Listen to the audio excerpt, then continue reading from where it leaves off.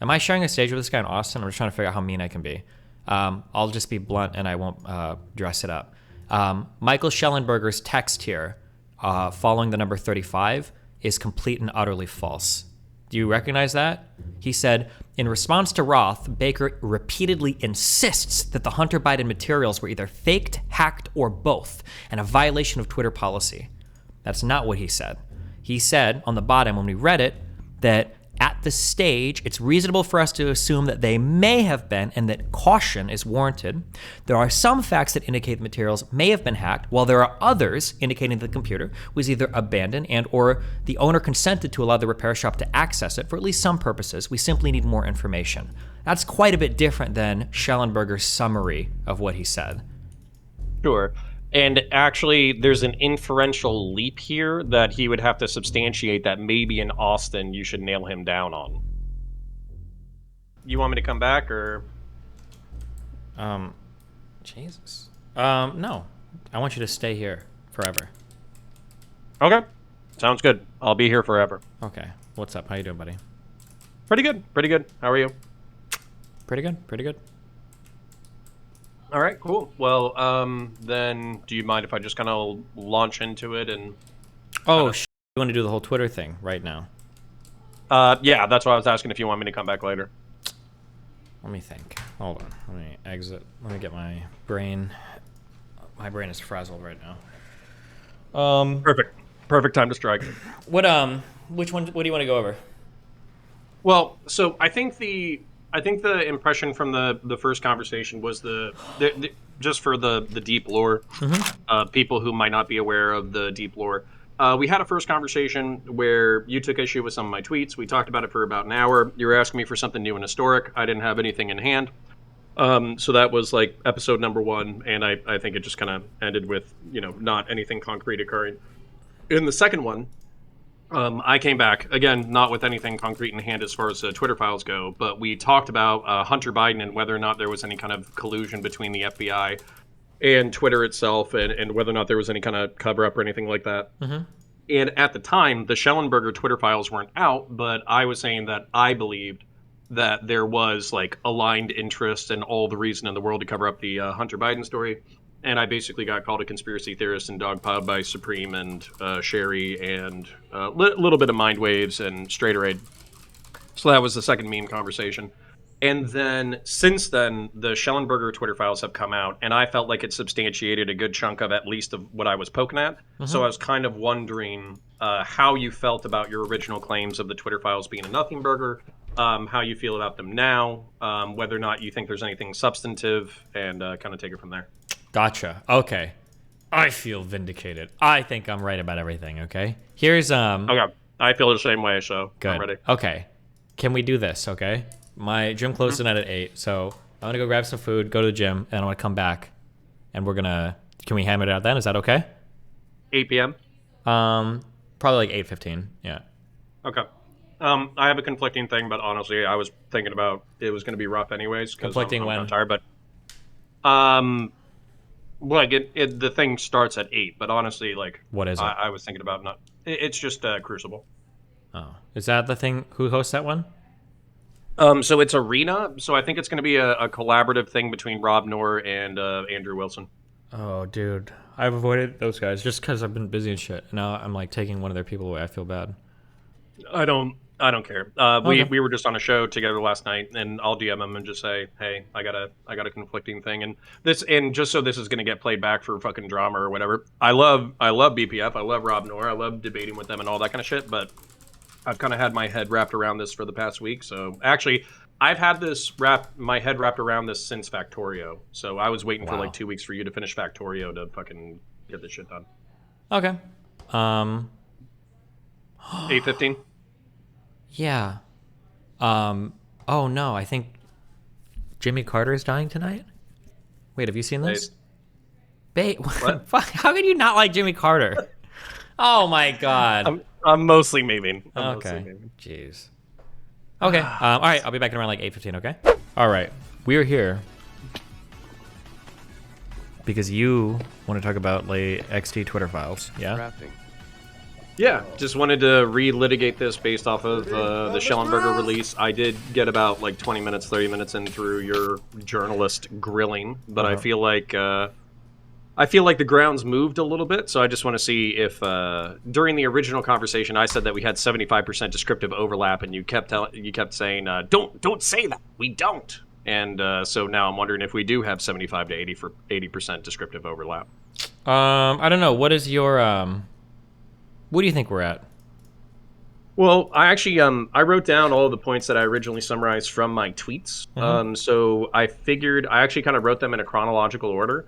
So I figured we could start on like the furthest out and move it in, and then basically if we agree, we move on, and that if we don't agree, then we can fight it out and we can take it from there. Okay. All right. Well, yeah, go for it. Give me. Okay.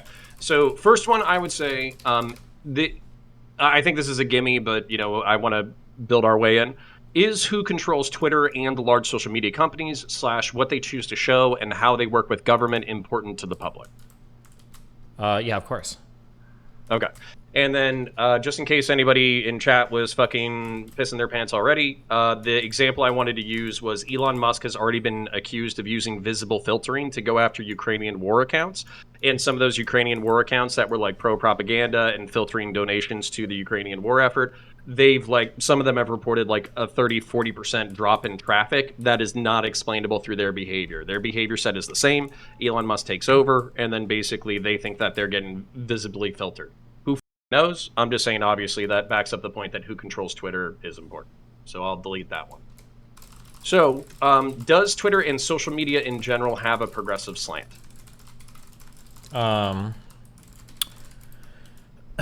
Does mainstream media have a progressive slant? Not progressive media, social media. So Facebook, Instagram, Twitter. If we're selecting for the most popular ones, yes, I would say. Like, obviously, like Truth Social and Gab won't, but like Facebook, YouTube, Twitter, yeah.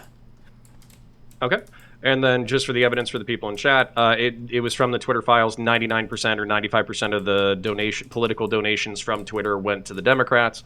And basically, if another analogy that I thought that was really good that a friend gave me post first and second conversation was, would you argue, let's say we lived in an alternative universe, Twitter was owned by conservatives, and you weren't allowed to talk about abortion or immigration from like a globalist sense or a pro-choice sense, even if people were like, it's like, oh, nobody can talk about that, including conservatives. Wouldn't you just say that that was a conservative bias to the social media platform?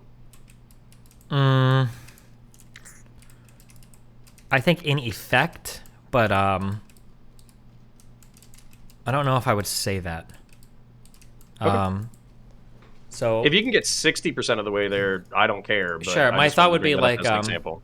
Yeah, my thought would be like, let's say hypothetically, let's say flat Earth became a thing that we really cared about, and it was a big thing. Like, and people weren't flying on airplanes, and people were, I don't know, doing dumb shit, whatever flat Earthers believe. And let's say that it turned out that like Bermuda Triangle. Yeah, that like 99% of flat Earthers happen to be like left or right, and they started censoring flat Earth. Would I consider that political bias? I don't think so. If you want to say not in intent, but if you want to say consequentially, I would take consequential. Okay. Consequentially, I would say yes. Yeah. Okay. Okay. And I'll get rid of that one.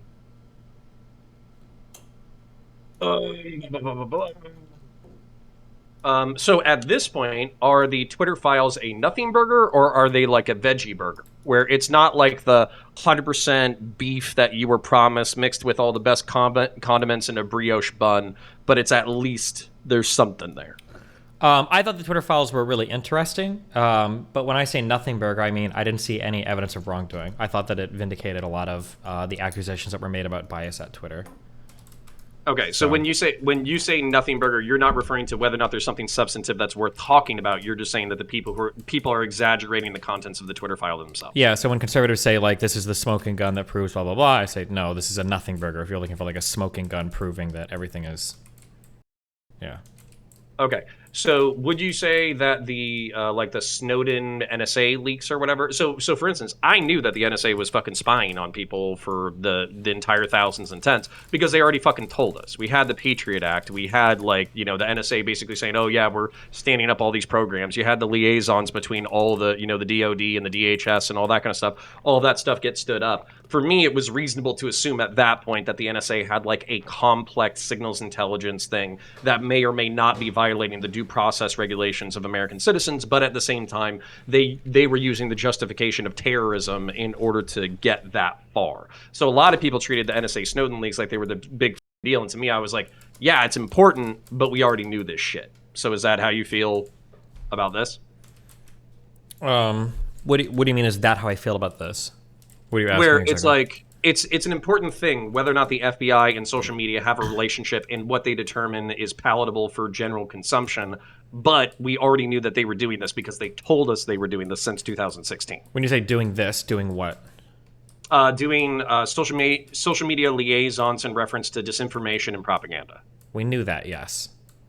Okay. So that why like this is not shocking to you because they literally told us that we were doing it. And it's to be expected, I think, yeah. Okay. Post 2016 at least, but yeah. Okay. Is visible filtering what most conservatives were complaining about? And did some progressives play semantic games about shadow banning versus visible filtering? What does visible filtering mean?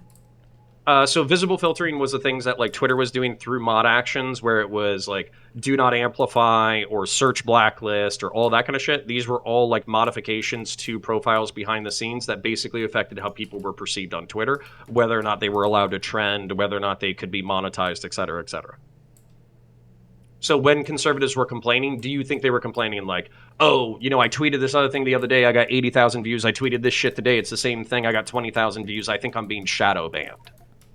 Yeah, I'm sure there were some conservatives complaining about that, yeah. Okay.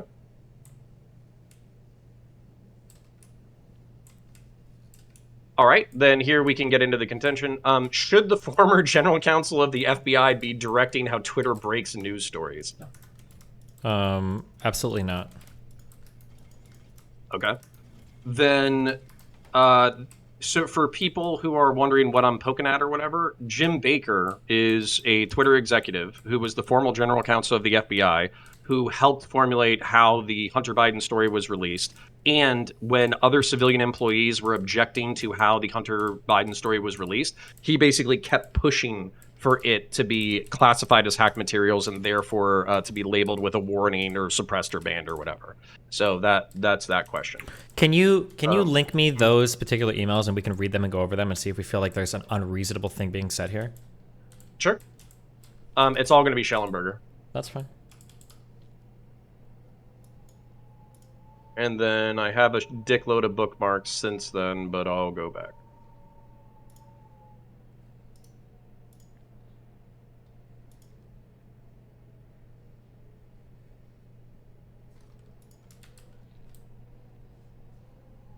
Seven Schellenberger.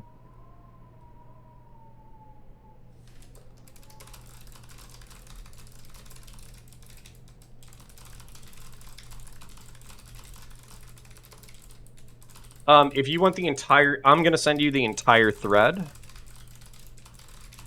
But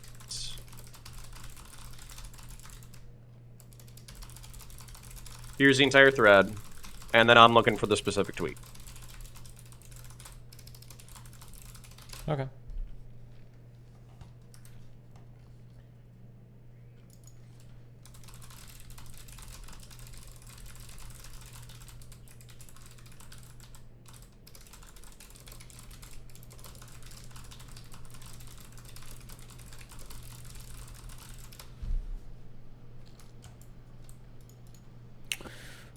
Okay. Boom, boom, boom.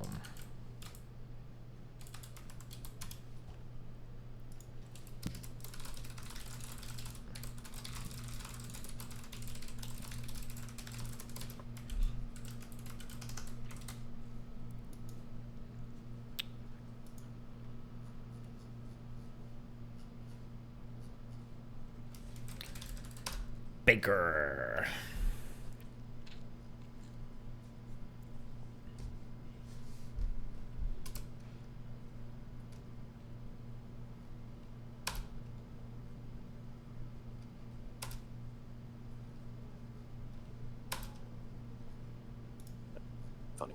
All right, so it might not be in Schellenberger. It should be whatever one was about the Hunter Biden story release, which I thought was part 7. Yeah, we can wait.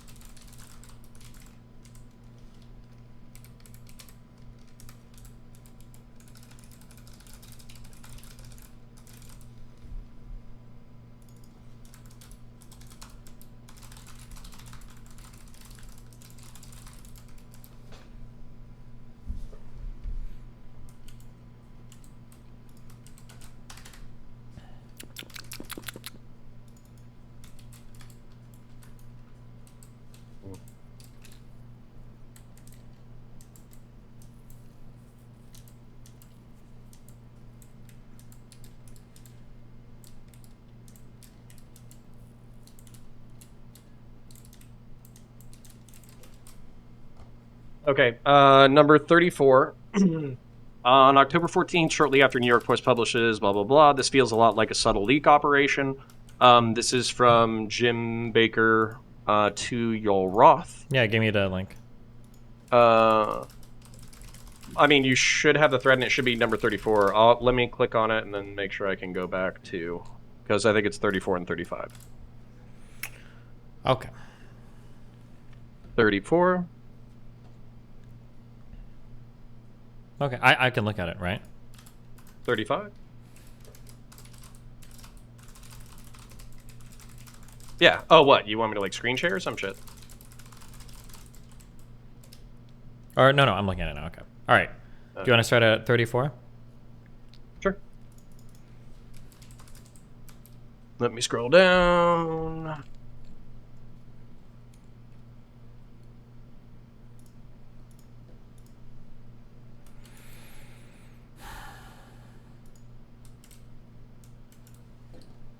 Okay. You want to read it, or do you want me to read it? On October 14th, shortly after the New York Post publishes its Hunter Biden laptop story, Roth says, "It isn't clearly violative of our hacked materials policy, nor is it clearly in violation of anything else," but adds, "This feels a lot like a somewhat subtle leak operation." Reading the email, Yoel Roth says, "Hey, blank, thanks. We're aware of this and are tracking closely. At this time, given the alleged provenance of the materials, a laptop mysteriously dropped off at a repair shop in Delaware, it isn't clearly violative of our hacked materials policy, nor is it clearly in violation of anything else. That said, the questionable origins here are obviously causing a lot of people to make references to 2016, and my personal view on this, unsubstantiated by hard evidence of yet, is that it feels a lot like a somewhat subtle leak operation. We'll be developing a recommendation for what, if anything, we want to do over the course of the day today. Yoel." Is there anything here that feels unreasonable? Nope. I think Roth was acting in good faith. So I'll read the next one if you want. So, in response to Roth, Baker repeatedly insists that Hunter Biden materials were either faked, hacked, or both, in a violation of Twitter policy. Baker does so over email and in a Google Doc on October 14th and 15th. One additional comment. I've seen some reliable cybersecurity folks question the authenticity of the emails in another way, i.e. that there is no metadata pertaining to them that has been released, and the formatting looks like they could be complete fabrication. Is this false? Then, what? That there was no metadata available? That some cybersecurity folks did question the authenticity of the emails. I'm sure some FBI cybersecurity people did question the authenticity of the email. Was it just FBI cybersecurity? I feel like he would have specified if that was the case. I'm pulling from memory here, so I mean your guess is as good as mine. I could just be wrong, but I thought that in the past there was a lot of speculation for different reasons for why it could have been hacked materials. I feel like I read a TechNet article. I don't know if someone checks like that, but I think there were people speculating that like it could be faked. But I don't know 100%. Well, the reason, yeah, but yeah, to walk you through the narrative, because obviously I've been fighting with people on this for I don't know a month or two. So there's a series of like plausible explanations that don't include malice, and you could break down to like systemic stupidity and opaque process, right? So the most charitable interpretation of it is the fact that like after 2016, we know that there's going to be Russian disinformation. In January of whatever that year was, maybe 2019, whatever the laptop before the laptop occurred, right? Mm-hmm. In January, Burisma got hacked, and it was allegedly like a Russian site. Like you can find the articles about Burisma getting hacked. And then the belief at the time was that it was in an attempt to obtain Hunter Biden's personal information because that was the most recent scandal with Trump talking shit about Ukraine and the gas company and Hunter Biden and Joe Biden are corrupt and blah, blah, blah, blah, blah. So from there, even if you weren't a part of the FBI, even if you had no idea about the laptop existing, it's not that huge of an inference to assume that it's going to be like a cyber operation about Hunter Biden. Wait, say that last part again? Since Burisma got hacked, and the point of interest was that Hunter Biden worked there, even if you didn't know that the laptop existed, it wouldn't be a stretch to believe that a October surprise Russian psyop would be about Hunter Biden. Sure. Okay. So then his comment here is fair, right? Yeah, you could make the there's some stuff about Jim Baker in particular that I think is more nefarious. Sure, we can get into that, but I'm trying to go piece by piece with this email right here seems like a fair email to me, right? Yeah, sure. Okay. And the next one, Jane Baker. It's the blue at the bottom. Well, here we can just read the whole thing. We're here. We have nothing else to do right now. We're free men. Our teams continue to investigate the origins of the material, including in the reporting. Somebody says, I'm struggling to understand the policy basis for marking this as unsafe, and I think the best explainability argument for this externally would be that we're waiting to understand if this story is the result of hacked materials. We'll face hard questions on this if we don't have some kind of solid reasoning for marking the link unsafe. You'll say... No, Trenton... Oh, no. Then the next guy says, will we also mark similar stories as unsafe? And then this is Fox News, which I think is referencing the one story. The laptop story. And then is it Yoel or Yoel? Do you know how to pronounce it? I don't know. Okay, I'm going to guess it's Yoel. Yoel says, the policy basis is hacked materials, though, as discussed, this is an emerging situation where the facts remain unclear. Given the severe risks here and lessons of 2016, we're erring on the side of including a warning and preventing this content from being amplified. Vijaya. What is the warning that will come up? Yoel says, when you click the link, you'll see the generic unsafe URL message, references spam, malware, and violation of the Twitter rules. Not ideal, but it's the only thing we have. Someone says, whatever we do in the comms, this will become a bias claim for Jack pre-hearing immediately. Let's make it clear that we're proactively but cautiously interpreting this through the lens of our hacked materials policy and allowing the link with a warning and significant reduction of spread. Someone else says, to Ian's point, can we truthfully claim that this is a part of the policy, i.e., as part of our approach to addressing potentially hacked materials, we are limiting visibility for related stories on Twitter while our investigation is ongoing? Baker says, I support the conclusion that we need more facts to assess whether the materials were hacked. At this stage, however, it is reasonable for us to assume that they may have been, and that caution is warranted. There are some facts that indicate the materials may have been hacked, while there are others indicating that the computer was either abandoned and or the owner consented to allow the repair shop to access it for at least some purposes. We simply need more information. Everything here seems very fair so far as well, unless... Do you agree or disagree? Okay, so I'm reading more bullshit into this. So it seems like the civilians, it seems like Yoel Roth, and it seems like the blanked out person at the top who does have the last two responses is basically saying we're erring on the side of caution of letting it fly, and Jim Baker is pushing we're erring on the side of caution. No. They want to err on the side of caution of limiting it. I'm struggling to understand the policy basis for marking this as unsafe. That's him wanting to limit I'm sorry. Wait. Where are you seeing this exactly? That's at the very top of the page. Okay, so when they say, I'm struggling to understand the policy basis for marking this as unsafe, and I think the best explainability argument for this externally would be that we're waiting to understand if this story is the result of hacked materials. We'll face hard questions on this if we don't have some kind of solid reasoning for marking the link unsafe. What they're talking about right now is it sounds like Twitter has some tools that they can use to limit the spread of a link, but one of those tools when they mark a link is saying the link is unsafe. It sounds like they've kind of decided they want to stop the spread or at least slow the spread of it, but marking it unsafe is unsatisfying because it doesn't look unsafe, and they're saying we're going to have a hard time explaining that it's unsafe. We'll face hard questions on this if we don't have some kind of solid reasoning for marking the link unsafe. I think that was the issue. Sure. And then you can see this repeated because Yoel later on says, Yoel later on says it like, the policy basis hack materials, and then it's repeated again. What is the warning that will come up? That's the problem. The problem is the generic warning message they have makes the link sound unsafe, which doesn't seem to fit. It's not a good thing externally facing for hacked materials policy. That kind of warning label doesn't seem to fit the story. Mm-hmm. If you want to land on this, so we don't have to autistically focus on language or whatever. If you want to land on, like, if you'll accept that the civilians are more hesitant about labeling this as like unsafe or labeling this as hacked materials or whatever, then I don't care. I think it's pretty important here because it doesn't sound like what they're arguing about here. They're not arguing whether or not it's hacked materials. It sounds like they're arguing about the actual tool that they have to use that marks it as unsafe.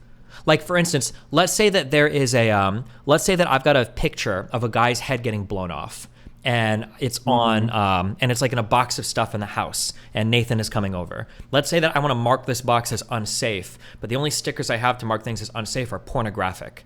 Now, let's say everybody agrees in the house, okay, this box is unsafe, we're going to put the pornography mark on it, and then people are like, is it really pornographic, though? Like, that's going to be weird if somebody opens the box and it's not pornography, it's a guy getting his head blown off. Like, externally, how are we going to explain this, marking it pornorgraphic when it's not? That's the conversation that we're having. Like, how can we mark what's this his alternative? So in your metaphor, you're saying that they could alternatively label it something else and still suppress it. So what's the alternative labeling? It sounds like they're arguing that they don't have the tool to label it. That's what it sounds like in here to me. Yeah, it sounds like they shouldn't be labeling it. No. I'm saying it sounds like right now they don't, like, if they ban a link or stop the spread of it, it sounds like they don't have a tool where when they mark it, it says this is under investigation of hacked materials or whatever. That's what it sounds like. All they have is the marker to mark the link as unsafe. Because later on when they go to clarify, they say, because the Viaha person asks, what's the warning that'll come up? And then Yoel says, well, when you click the link, you'll see the generic unsafe message saying spam, malware, or violations of the Twitter rules. And then he says, it's not ideal, but it's the only thing we have, referring to the fact that they don't have the proper tool to mark this particular violation. It sounds like that's what they're arguing about in here. That is what they're arguing about in here, for sure.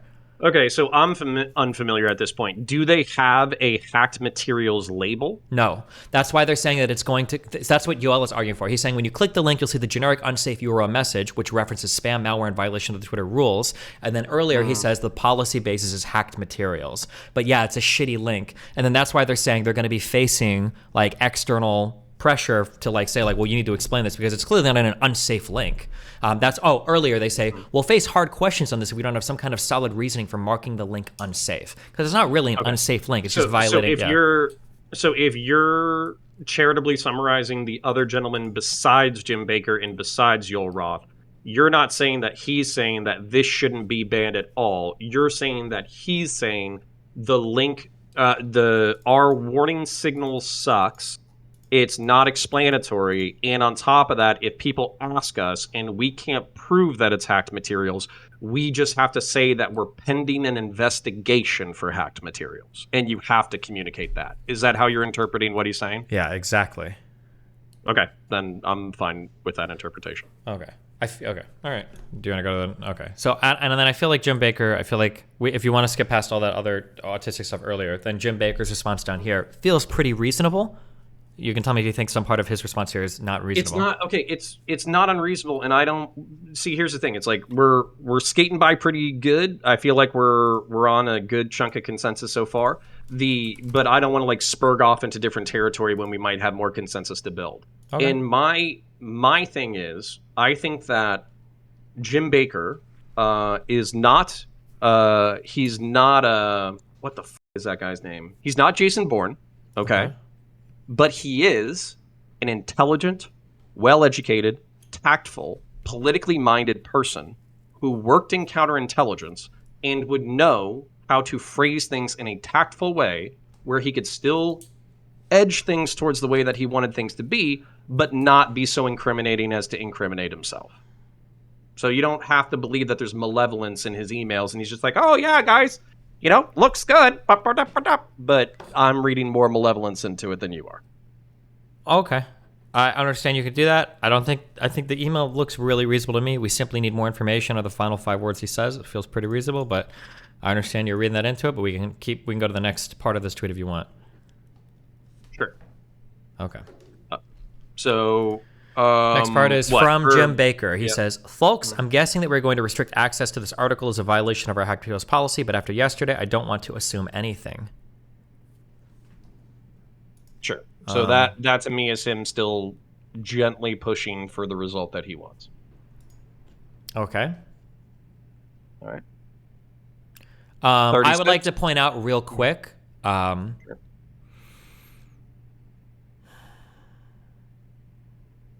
Hold on.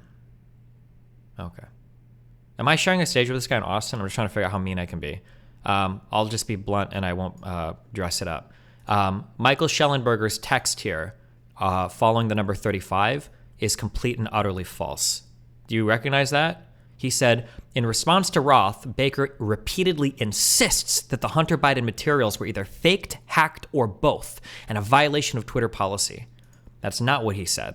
He said on the bottom when we read it that at this stage, it's reasonable for us to assume that they may have been and that caution is warranted. There are some facts that indicate the materials may have been hacked, while there are others indicating that the computer was either abandoned and or the owner consented to allow the repair shop to access it for at least some purposes. We simply need more information. That's quite a bit different than Schellenberger's summary of what he said. Sure. And actually, there's an inferential leap here that he would have to substantiate that maybe in Austin you should nail him down on. Okay. So 36, and yet it's inconceivable. Baker believed the Hunter Biden's emails were either faked or hacked. The New York Post had included a picture of the receipt signed by Hunter Biden and an FBI subpoena showing that the agency had taken possession of the laptop in December of 2019. Inconceivable is a strong word here. There's a couple of things going on. I got a few emails about this. So one, signature can be faked. We all know that. That's the easiest part. Two, okay, here are 2 different things that I've been told. And I haven't verified the authenticity of these. One is that the FBI, everybody in the FBI doesn't know everything that the entire FBI knows. The idea that Baker would know anything about the FBI having taken possession of the laptop, I don't know if that's ever been substantiated. If it has been, then feel free to show me. That's one. And two, I don't think that laptop has been authenticated as being Hunter Biden's laptop. I don't know if that's even happened as of today. So that's the inferential leap I would ask him to do. I think that he's saying, because I had to read this a few times, I think he's saying that the FBI taking possession of the laptop was included as a part of the New York Post story, therefore he would know. And then I'm going to present to you an alternative theory, but I'm also going to be kind of a dick about it. Okay. Also, wait, just to be clear too, why would Baker even know that the FBI had the laptop? Just from the New York Post story. I don't think he's saying that the FBI would have sent him an email and say, hey, bro, we know for a fact that we got the laptop and everything coming out in this story is legit. You need to get these Twitter folks to shut the fuck up. I don't think that's what they're saying. He's literally just saying that referencing the New York Post story, they should know. So he's just saying that like it's so crazy that he wouldn't believe this is hacked because the stuff he's claiming that is hacked, they say that it's not hacked. So that's like his argument here. Okay, gotcha. All right. Yes. Not just that, but let me give you something that cuts against Jim Baker, but is still pertinent to the conversation of why everybody's treating him like a fucking villain, okay? Okay. So the week before the drop, and I don't think there's substantive, I don't think there's like a screenshot of documentation, but Schellenberger says that, maybe there is a screenshot, I'd have to find it. But basically, he says that Jim Baker did a one-on-one meeting with the FBI before the Hunter Biden story drop, and there were no other Twitter representatives in the room. So wait, the only people that were Where in is the room. that? Sure.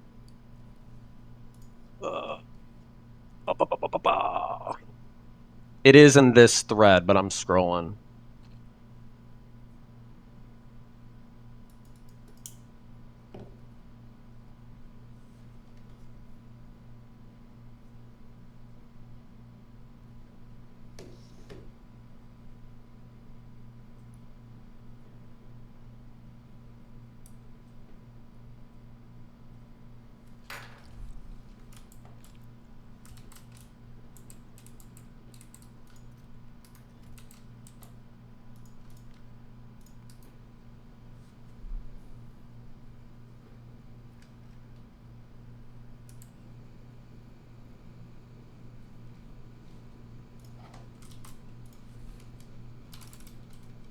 33. Then on September 15th, 2020, the FBI's Laura Demlow, who heads up the Foreign Influence Task Force, and Elvis Chan request to give a classified briefing for Jim Baker without any other Twitter staff, such as Joel Roth present. Wait. Can you just link me this?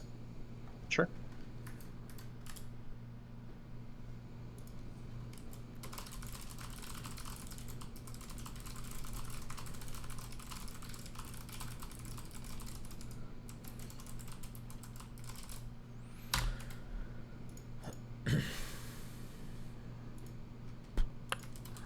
Okay. 33. Is this part of the same tweet chain that we're on? Yes. Oh, okay. So this is just about 33. On September 15th, 2020, the FBI's Laura Demlow, who heads up the Foreign Influence Task Force, and Elvis Chan request to give a classified briefing for Jim Baker without any other Twitter staff, such as Joel Roth present. Hi, Jim and Blank. I hope all is well. Can you upload it? I was asked to a classified briefing for Jim. They'd like to meet early next week if possible. Let's create a virtual room.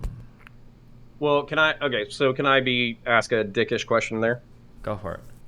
So you already said that it would not be appropriate for the former general counsel of the FBI to be making decisions on how news stories are broken on social media companies. Correct. Is it appropriate for the former general counsel of the FBI to be doing one-on-one meetings with his former place of employment a week before a major story breaks and then influencing how that story is broken?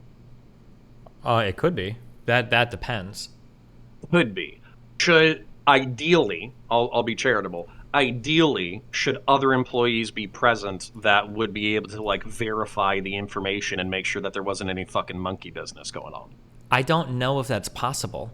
If it's a classified briefing, if this is like a TSSCI levels of clearance to this briefing, I don't know how many people at Twitter have like those types of clearances. I have no idea. Maybe more people could go after them. One thing that I've gotten emailed this a bunch from old military guys. One thing that they stress over and over again is the reason why there's kind of this revolving door between a lot of people that work in government military that go into like these private security things is because they already have the security clearances. If you've already gone through your SF-86 shit and you're already cleared or whatever, people will hire you just sometimes on that alone because it's so easy to have. So I wish I had a better answer for your question. The thing is, I don't know the answer. Like, so you could give me two pieces of information. You probably don't have it. I don't have it. I don't know. But like, you could say, well, actually, in a standard social media company, there's like 30 or 40 people with TSSCI clearance. So they could have been there. Like, oh, okay. Or the answer could be they only in this own thread they only had two. Okay. Oh, wow. Okay, yeah. So like, or it could be the case that like one or two people at these companies might have that level of clearance. I don't know the answer to that. Here's something. Here's something that I could do. Okay. Can I ask you this question? Okay. If I'm imagining of what's going on here, okay? Because right now I'm thinking everything is on the up and up. If I change my mind and say, okay, something shady is probably going on here, okay? If that was the case, that something shady is going on, let's say I'm the FBI, I want to shut this story down, okay? Because I don't want this ruining my God Emperor Biden from becoming president. Why wouldn't they just tell Baker, hey, the FBI has it on really good authority that this laptop story is probably hacked. And you guys need to be aware of that. That if you publish this story, you're publishing Russian disinformation, just like you guys did in 2016. Why wouldn't you just say that? Yeah, go ahead. Yeah, because there's actually a specific answer to that. A Republican lawmaker, it's a part of my manifesto on my channel, the CounterPoints Coliseum. Basically there was a Republican Republican representative who said that they had an FBI whistleblower, where the intent of the FBI wasn't to charitably, like, get God Emperor Biden elected. It was to have the appearance of non-bias. As a matter of fact, basically in that news story, the reason why they said the Hunter Biden story was shelved was because they received it 10 months before the election. And like the quotes in the article, if I remember correctly, was the fact that they didn't want to repeat 2016 where they were responsible for fucking up the election. So it could be entirely not like, I love Joe Biden, I want to slob on his knob. It could be, we don't want to have the appearance of bias, but by trying to not have the appearance of bias, we appear biased. Why would they? So but this isn't about the FBI though. This is about Twitter. The FBI is trying so hard to not have the appearance of bias that they're going to enforce their neutrality on every single social media company. Like, That seems like a pretty big stretch to me. Like if this was about like again. yeah, well, you're trying to say the FBI is trying so hard to appear non-biased that they're going to run to every single social media company and try to shut down a story so that they appear unbiased. Or to create that sounds like it would create even more bias. Well, Well, and here's the other thing that basically I want you to consider. Okay. Like the reason why I'm putting more malevolence in Jim Baker's communiques or whatever is because they don't want to have the appearance of having this bias, right? So Jim Baker's former FBI, you don't want to have him screaming from the top of his lungs like, this story can't come out, it's lies, I love Joe Biden. Like, you can't put that in a fucking email.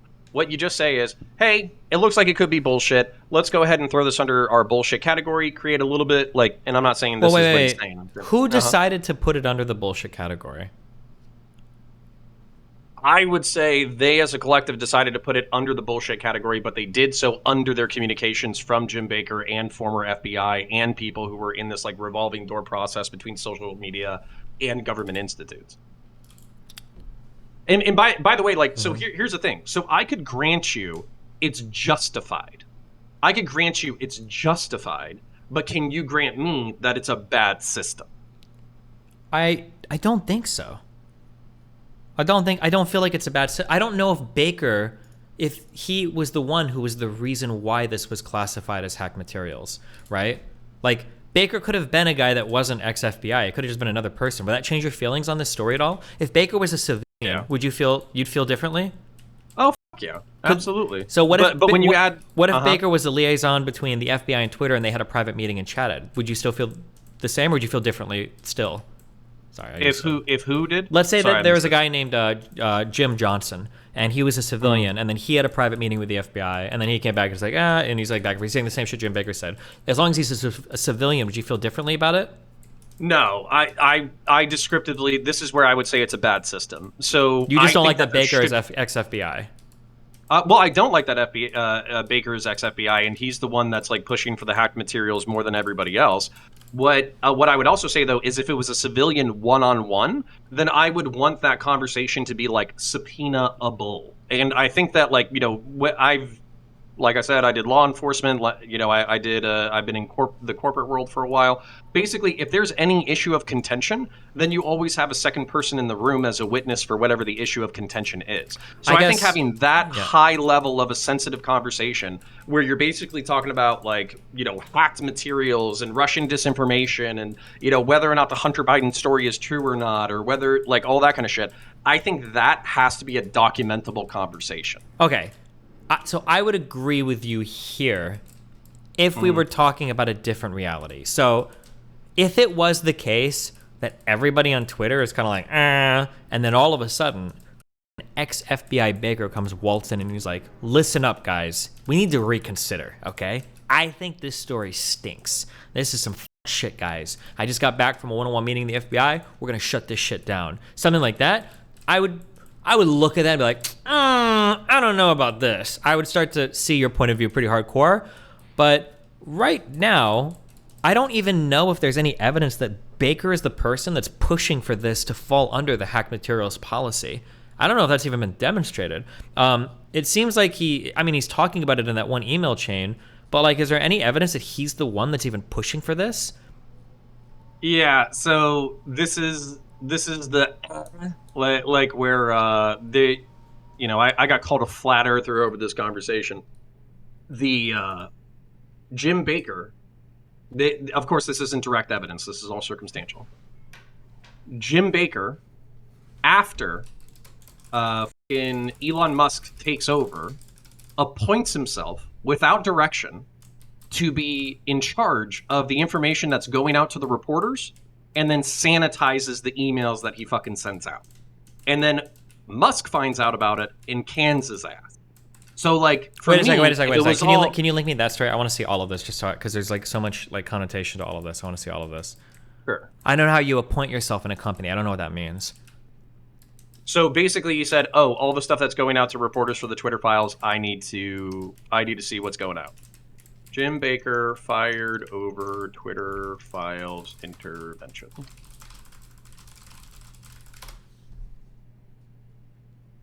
Well, this is New York Post. I don't know if you're going to trust it, but Okay. I'll start linking. I'll read it. I think I found the story. Elon Musk has fired Twitter's Deputy General Counsel, James Baker, over his alleged suppression of internal documents after blocking the post-Hunter Biden laptop expose. In light of concerns about Baker's possible role in suppression of information important to the public dialogue, he was exited from Twitter today. Musk added that he questioned Baker before his firing about the events surrounding the laptop suppression scandal and that the lawyer's explanation was unconvincing.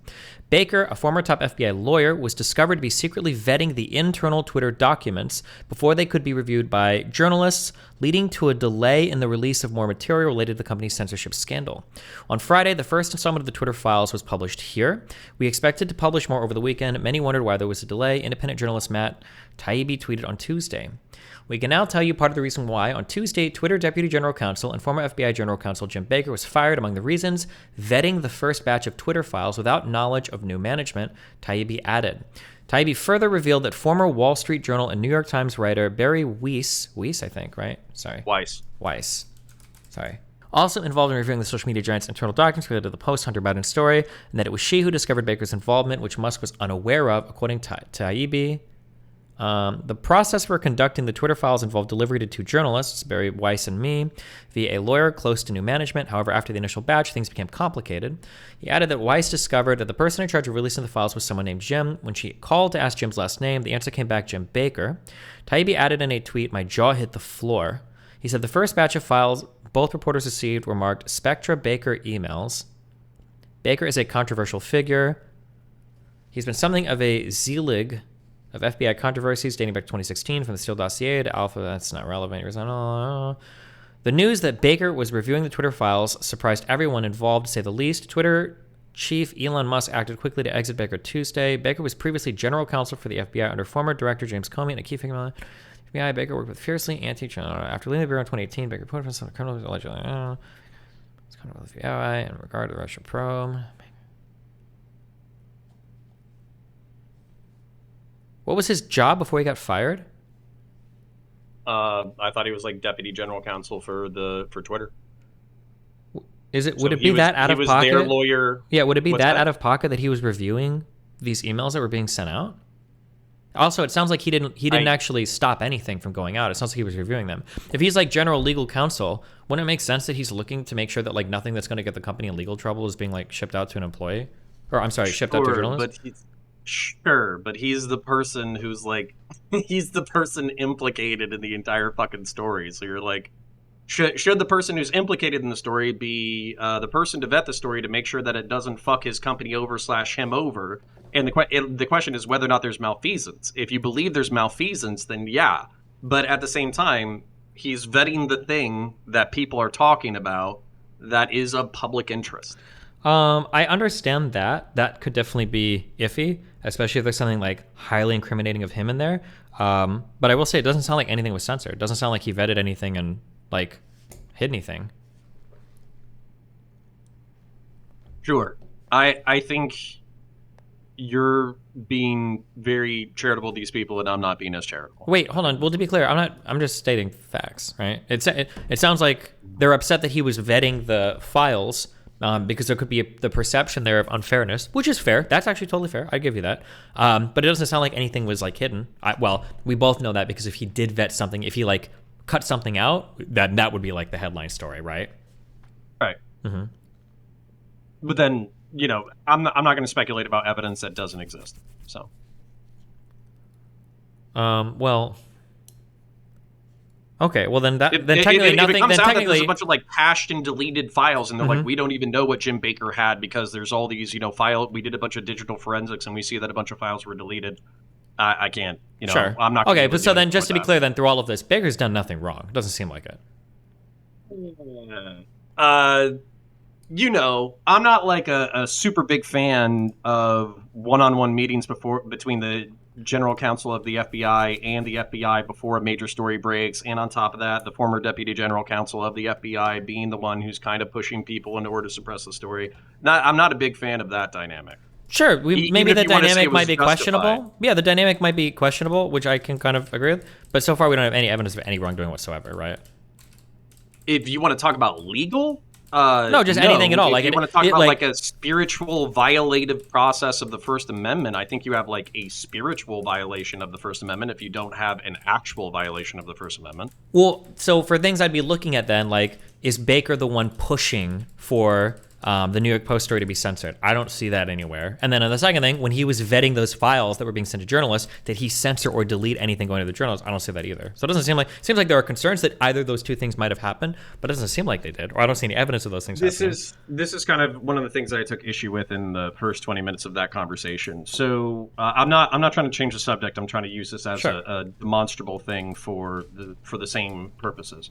So we were talking about like extra legal requisitions from the FBI in reference to suppressing profiles, and them creating like an entire application in order to do that, and blah blah blah blah blah blah. And then we're talking about the FBI violating basically requesting that all these profiles get taken down, and then also them trying to requesting access to Twitter files without having to go through the warrants process, and Twitter declines them. So you can say Twitter declines which thing? Twitter declines to take down a good chunk of the profiles that the FBI reported on, and then the FBI declined the extra warrant process in order to obtain information. They basically say, no, we're not giving you access to all our files without warrants. You got to go get warrants, right? Okay. So FBI did the right thing, but do you think that through the volume of requests and the integrated relationship and the incestuous nature, it would not be at all surprising if in the next half decade to decade, through sheer exhaustion, social media companies capitulate to like the IC over this? Nope. So wouldn't that be a conflict of interest and pretty fucking bad? I don't see where the conflict of interest is. With the intelligence community specifically asking for the speech of Americans that is legal to be suppressed by social media companies. And there to be an incestuous relationship between the two institutions. If they were to ask that, then sure. But the goal was supposed to be to identify foreign accounts, right? That was their goal, their stated goal. Okay. But I mean, if we could see evidence of them not doing that, then that'd be fine. But I haven't seen any evidence of that. Do you think it would be bad if the intelligence community has special tools and information that they can access to identify foreign bot accounts? Do you think that's information they ought to share with social media or no? Sure. But then, like, we would need to be able to see the corroborative process through which they do this kind of shit. Well, and it shouldn't be opaque and through back channels. But you and can't, not just that. You wouldn't be able to see that process reasonably, right? No, you don't have to. You should at least be able to see the results and contest the results. If Yeah, you're an American citizen. When I was talking, was I talking to you when I said this, or it might have been somebody else? I think something that would be interesting is if social media companies released a report at the end of the year showing what's, like, at least broadly speaking, what steps they'd taken in corroboration with the intelligence community. That would be interesting, I think. That would be like one change. So you can see, like, Twitter might say, like, we banned 75,000 accounts today at the behest of the FBI that we believe were operated by Russia. Thanks. That would be like, even if they're not based specific, off of IP addresses located in Russia or VPNs or blah blah blah blah blah. Yeah, that would be like an interesting thing that they could do. Sure, to help some. Okay. I wouldn't disagree with that. Here's another thing I would say real quick too that makes me think. Okay, friend comes up to you. There was a party last night. 20 people inside. A guy gets stabbed to death. Okay. And everybody there is saying, hey, the guy that got stabbed to death, John, he got stabbed by David. Okay, David stabbed John to death. All right, just letting you know. And you're saying, okay, wow, that's crazy. Yeah, go ahead and, like, give me the evidence or whatever. And then people come up and they all tell you their stories, and that's it. And you're sitting there and you're like, okay, David got stabbed by, or John got stabbed by David, and there were 20 people at a party. How did none of you get this on your cell phones? Why don't I have a single video of this? And everybody's like, oh, I don't know. Sometimes when I think of, sometimes when I'm looking at somebody telling me something, it's not so much the evidence they show me, it's the evidence that I don't see that really makes me wonder. If we believe that Baker was crucial to suppressing this story, why don't we have more emails of them talking about the suppression of this story? I know those emails exist, of them having a lot of internal dialogue on it. It looks like they do. If Baker was involved, I know for sure we'd see those emails, but it seems like I don't have any of those emails. Why? That makes me think that the conversations were way more innocuous than the Twitter journalists let on. But go ahead. So yeah, so if you want to assign a super high level of charitability to these people, that's totally fine. If you don't want to think they're Jason Bourne, that's totally fine. But at the same time, we're talking about people who have been working like counter intel for like 10 or 20 fucking years. Well, Their hold on. Wasn't he just entire like a job. lawyer, Yeah, Baker? what did he work on? I don't know. Was he doing like hardcore like counterintelligence and everything? Russian Or? counter intel. Yeah. Guess who guess who Elvis Chan was? Um, I don't know what Russian his counter extensive intel. network was, but Yeah, guess who Elvis Chan worked for? why am I looking at this? I don't know. Hold on. Let me just see his background.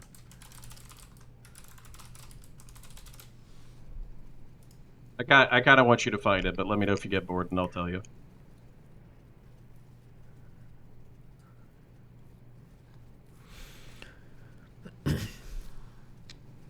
If okay, so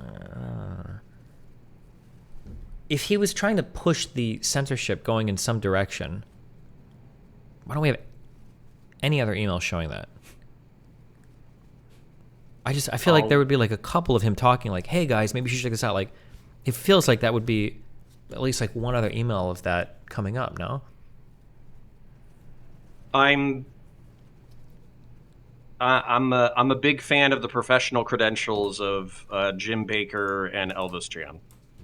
So you think that they like only did this like in hallways or? They worked counterintelligence for like 10 or 20 years. And guess who Elvis Chan's boss is, or was? Peter Strzok. Okay. Guess who Elvis Chan worked Russian counterintelligence with and for besides Peter Strzok? Jim Baker. Like, like we're literally talking about the guy who basically says that I am not letting Trump into office, blah blah and blah. That is Elvis Chan's former boss, and that's Jim Baker's former. Yeah, but this was a coworker. guy that was dumb enough to get fired from a special counsel investigation because of text messages. So where's the text messages, Destiny? Where's the emails? Well, for Peter Strzok, the text messages were in front of Congress. That's why he got kicked off the Mueller investigation, right? What do you think other counterintelligence people learned from that lesson? That Don't leave a digital footprint? like what you're telling me is like a very cool story, but like we have no evidence, right? This is completely conjecture. So just to be clear, Sure. the story that you're going with is that Jim Baker is using his sophisticated counterintelligence tactics that he's picked up to subtly These aren't get. sophisticated. These are just don't write shit down if you don't want people to read it. It's not sophisticated. So you think that all of this conversation from a company like Twitter to censor a major story like this is just happening with no notes or anything? Nobody's writing minutes for meetings. None of them's having an And email. the notes are completely innocuous. Don't you agree? What do you mean? Well, when Jim Baker is when Yoel Roth is being told like, "Hey, we had like a January hack of Burisma, and we think it's going to be the Hunter Biden story." That's a relatively like logical thing that you could inference, even if you didn't know about the Hunter Biden laptop. Hey, we're going to do a training thing at the Aspen Institute. They also think that it's going to be Hunter Biden because Burisma got hacked in January. That's a perfectly logical inference. Why not make it that? Why not make it that? Why wouldn't Jim Baker then hey, just? there's a story. Oh God, yeah. Why wouldn't Jim Baker just No, not I'm send just this saying. last email at all then? So then he's never implicated. Because it didn't seem like everybody else was going for hacked materials. Wait, It but seemed like Yoel Roth and the other guy were fucking waffling on it.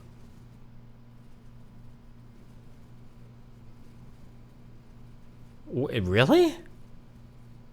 Yeah. No, it seems like they'd already made the decision before Baker came in. Do you have evidence of that? Yeah, whatever we do in comms, meaning communications to the public, this will become a bias claim for Jack pre-hearing immediately. So it sounds like they've already made the decision. Let's make it clear that we're proactively but cautiously interpreting this through the lens of our hacked materials policy and allowing the link with a warning and significant reduction of spread. Okay, well, I'm going to be an autistic dick right here. Okay. Where in that email does it say that that guy was the guy who made the decision about them doing it? Oh, I don't know if he's the one that made the decision. I'm just saying it seems like the decision is made before Jim Baker's email comes in here. Do you know who the decision was likely made by? I don't know who. Yoel Roth. Roth? Yeah. Yeah, Who does he? Yoel Roth. The guy who did the Aspen Institute training, the guy who had been told all year about Apartment 28, the guy who had been told about disinformation, the guy who was told by Jim Baker, hey, it's probably going to be about Hunter Biden, the guy who had like weekly meetings with the FBI. Yeah. He made a good faith representation, a good faith attempt in order to interpret information that the FBI had given him. And you can say this is good faith from the FBI, but I don't read it as good faith from the FBI. Particularly when they have the laptop in custody for the better part of a year, and particularly when there's a whistleblower saying that the reason why they're not touching it is because they don't want to have the perception of bias.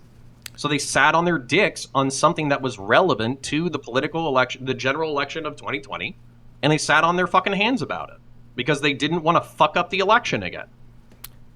Okay, I understand what you're saying. We're all at conjecture at this point, right? Sure. If you want to say it's circumstantial evidence, I'm perfectly fine with that. Well, it's not. Circumstantial evidence is real evidence. This is just conjecture right now, right? If you want to say, yeah, sure. If you want to say that my inferential leaps that are made that are not corroborated by evidence are just my inferences and my conjecture, but we're looking at the same evidence in order to arrive at different conclusions, sure. Well, but you're not using evidence. It's just conjecture, right? You and I just read the same things for the past 20 minutes. Well, yeah, but you're drawing from the fact that between these people. Yeah, but you're drawing from the fact that like he has some kind of counterintelligence training, and maybe he was working with the FBI to try to persuade people like Yoel Roth to aggressively come down on this as hack materials, to not but we have no evidence for any of that, right? We don't have any evidence of intent, but we have evidence that that's exactly what happened. No, we have that. Hold on, wait. If you have evidence of that, that might change mine. Do you have evidence that Baker was the one that highly influenced Yoel Roth here and told him that this is? Oh, well then. No, what we have is them wargaming this with the Aspen Institute, and we have all the briefing shit. Like we can go back to it.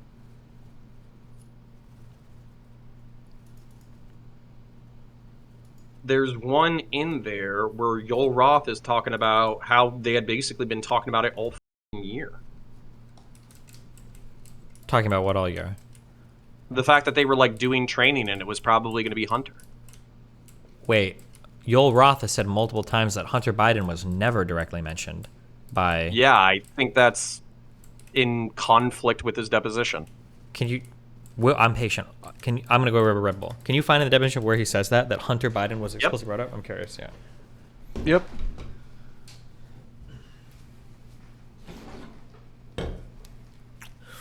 Ooh.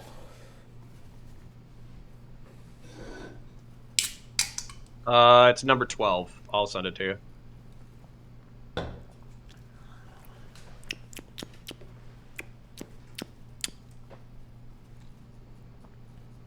Scrolling up. If it's just 12, I can scroll to it. I'm really good at scrolling. I got a new mouse.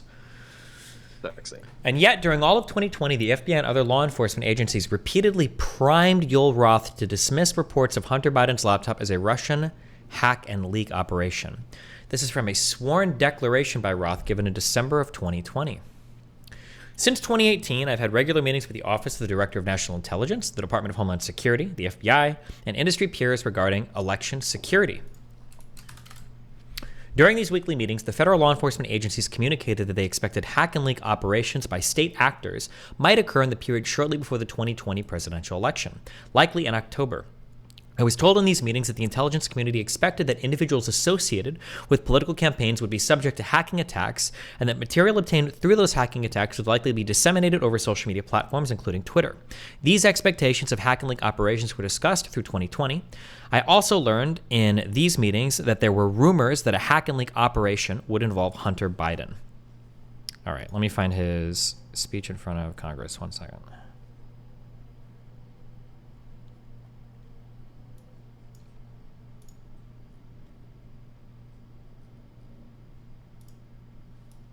Also, real quick, when is this deposition? This was in December of 2020. All right, let me check. Yep.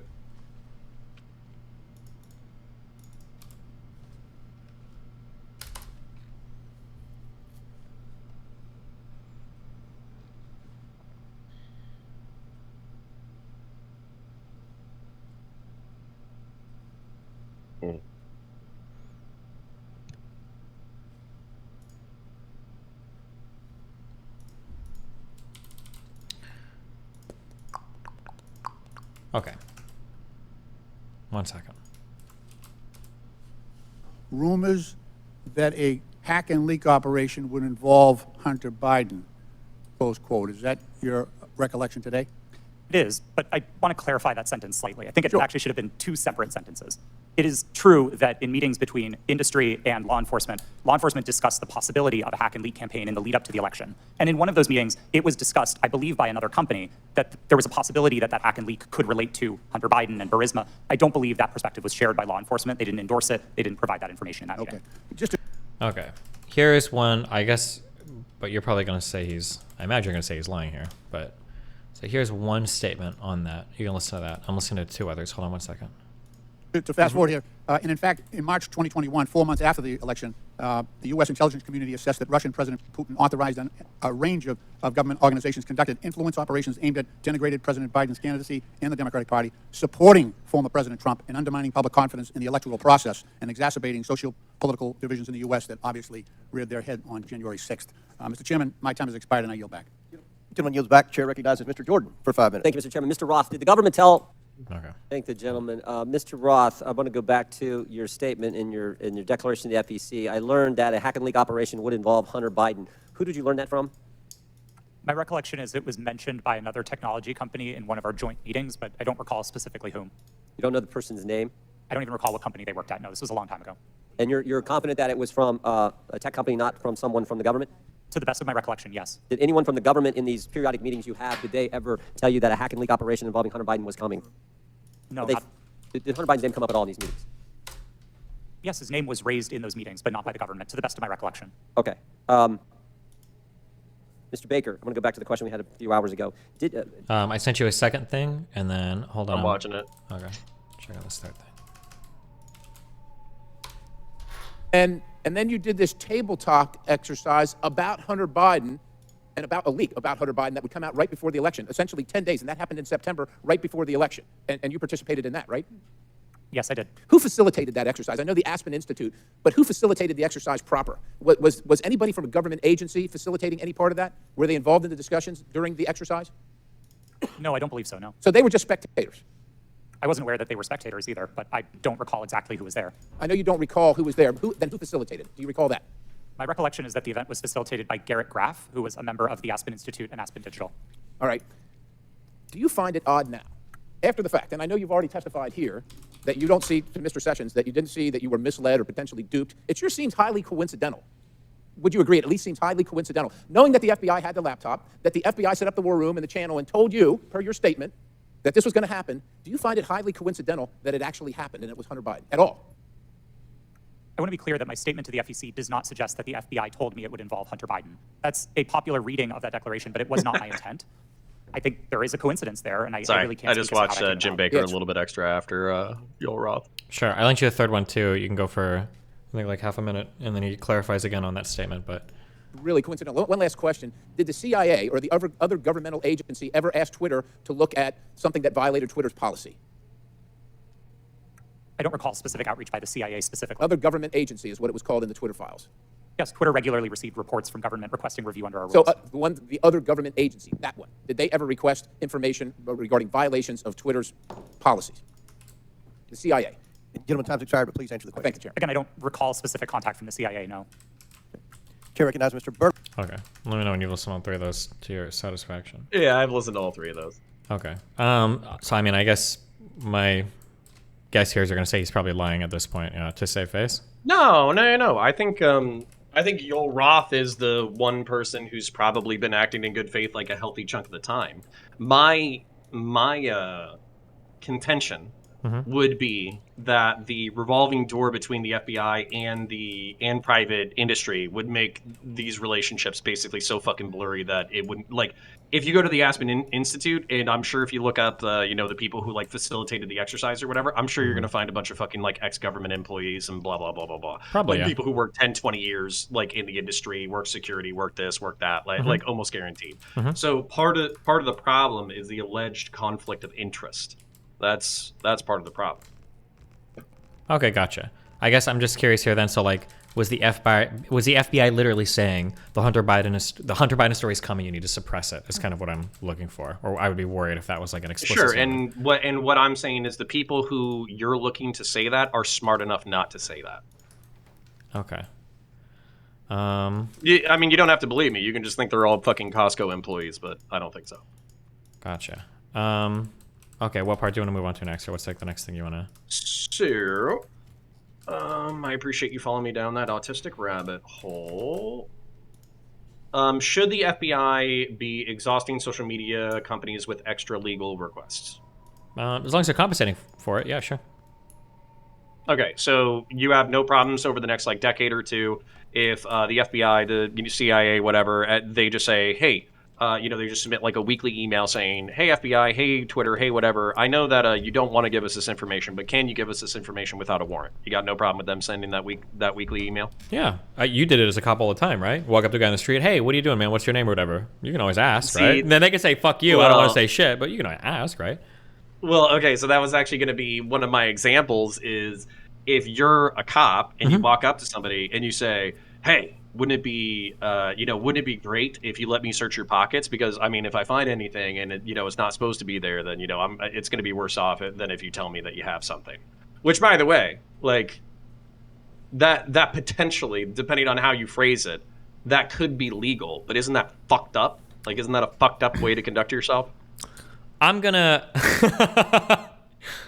be I'm ready to get what? I'm Pro gonna cop? Yeah, I'm gonna get clipped for TikTok. My aunt told me something that I've said on the stream a lot, and you know what? I believe it. I think my aunt said something like she's got like 95% of you figured out by the time she's walked up to you and asked you a question. It's up to you not to fuck up the last 5%. I think that cops utilize a lot of discretion when they talk to people. I don't think there's a problem with that. I'm actually totally okay with a cop approaching a random dude, asking some questions. He sees somebody, looks kind of suspicious, doesn't think he needs to be in the neighborhood. I think cops are totally fine with the right to do that. Now, I think as an American citizen, you're totally within your right to say, fuck off, I don't want to talk to you. Am I being detained? Nope, see you later. I think you can do that, but I don't have any problems with cops walking up and talking to people. I think cops should be. I think cops should be proactive.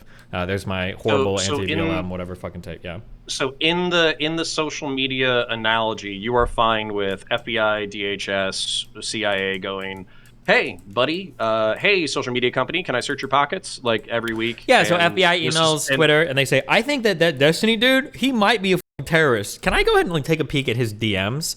And from that point, Twitter can say like, yeah, dude, take a look at everything you want. Or Twitter can say, they can be like Apple and say like, you know what? You figure it out yourself. Yeah, or come back with a subpoena. I think that's fine. I'm not. Right. I can see the potential for can it put a bad taste in some people's mouths that basically social media or we're reliant on the discretion of social media companies to decide how much of an interaction they have with the security industry. Yeah, I can understand people being upset, but I think that's part of law enforcement in general is wide discretion, having. Doing things that aren't like it's not illegal, but like they're not required to follow along, but it's just what they do. I think. So you're ACAB, but all cops are based. Got it. All right, cool. All right. So that actually you kind of just answered a significant portion of the question because you already bit the bullet on it. So basically, my hesitation, my frustration, my disgust would be if the government is spending its time and money and taxes on tracking down fucking Groiper Chan 1488 with 2 followers and 19 follows who tweets out that COVID mixed with 5G is going to make you sterile and turn your kids trans or some shit like that. And they say, hey, this goes against your hateful conduct policy. 1, I think that's a waste of state resource. 2, if it's not illegal, I view it as like a spiritual violation of the First Amendment, if not a like actual prosecutable legal fucking Congress shall make no laws. Yeah, be clear, it's not actionable or anything like that. It's not illegal, right? Well, what's that? It's not illegal or anything like that, right? We have no reason to believe that. Yeah, you just have the government fucking playing tattletale on American citizens, the social media companies that they have influence over on what speech Americans are allowed to do on social media companies, which I would view as a conflict of interest.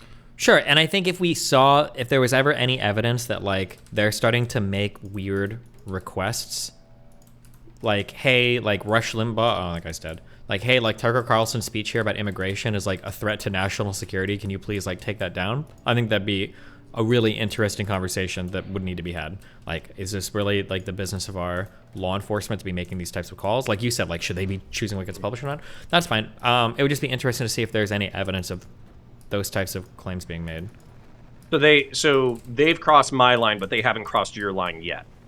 I haven't seen any evidence of it now. And I think if they had done it, I think we would have seen that released in some. Well, and I'm talking about like on a moral principle basis, not like a legal basis. So right now, I'm trying to say Groyperchan 1488 should be able to post racist shit on the fucking internet, and it shouldn't be the job of the government to fucking snitch on them. You're saying that's not that big of a deal, but if you start to see evidence of the government acting in collusion with social media companies to suppress large media figures or private citizens, then you'll start to freak out about it more. Well, has that been happening? Yeah. So basically, the CSV files. I don't know if I was watching it. I think I was watching it on your reporter conversation or whatever. But the CSV files where they like submitted like 240,000 names and profiles of people who had violated Twitter TOS.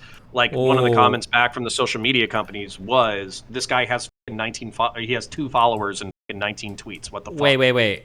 Can you show me those files? Can you find that tweet? Because my understanding was those were files that they didn't mark those for violating TOS. I thought they marked those because they thought that those were accounts that had been made by foreign actors as bots. Yeah, so I'd have to find that, and I don't think that's in Schellenberger 7. Oh, sure. That would be good, because if what you're telling me is true, that like the FBI made a list of every time somebody used like a racial slur and they sent that in, that is kind of inappropriate. I don't know why the FBI would be doing that. That would be silly to me. Mm-hmm. But my understanding is that 200,000 list, that was like, these are accounts that we have reason to believe, which I think Twitter, by the way, disagreed with. I think we don't think these are bots, but they're like, we think these are like foreign made accounts that are bot accounts. That's what I thought that 200,000 list was for. Okay, but, so I'll go back to my bookmarks. The one, the Twitter files one, where they were talking about how private entities are acting as like a different arm of the FBI or whatever, is because some of this work is subcontracted out to like private institutions, and then the private institutions are like, they get government grants and contracts and all that kind of shit, but they're doing this fucking snitch work. So it's not the government itself, it's not the FBI, but it's like something that's publicly funded, that's like a contractor agency that's doing the fucking reports. What reports? Of the 200,000 thing? Yeah, so let me find which one where it says like private entities are acting as a link to the FBI. Well, yeah, but we should find, okay, let's look for this. 200,000 accounts, Twitter, FBI. Let's find these. Can somebody find that tweet? Twitter, the FBI subsidiary. It's Matt Taibbi, I think it's Twitter files 4 or 5. And I'll link it.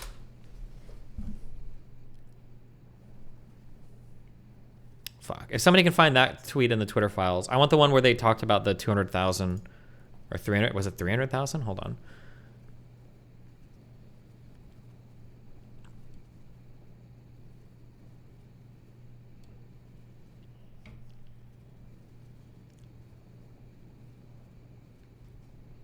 Yeah, so one of the people, or somebody in my DMs, just to be forthright, basically said that there is like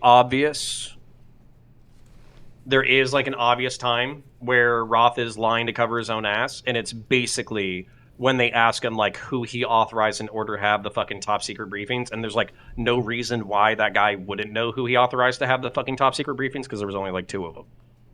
So I'd have to look into that to see Roth, okay. Yeah. Well, hold on. So he's lying, obviously, under oath there, then, because I believe they're sworn under oath when they're answering questions before Congress, right? To my recollection, Senator, I don't remember who I authorized for top secret clearance at Twitter. Like, I'm not even saying that's the direct quote, but that's exactly how you can fucking say I don't know while still having plausible deniability. Whereas, like, of course you fucking know. Okay, I feel like that's a pretty big claim to say. You feel like if you authorize 2 people at Twitter, in order to have TSSCI clearance with government agencies that you're interfacing with on a fucking weekly basis, you wouldn't know who those two people were. I just don't know if what you just said there is true. If he's being asked a question about You're one right. of two people and only those two people were the only ones he could have answered, I'm not sure if that's the case. And you're right. I don't even know if it's true either. I got that from a DM. So. Okay, hold on.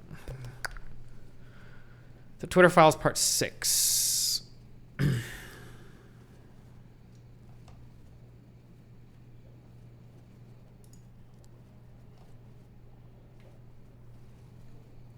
What? Nobody here has a link? Where are all the linkers in chat? You fucking losers link shit all the time. Nobody has a link to where they talk about the 200,000 files or the 200,000 accounts that they want taken down. None of you fuckers have it? Seriously? Zoomer slowly tried to swim in never give up. Wait, are you looking for something right now, or?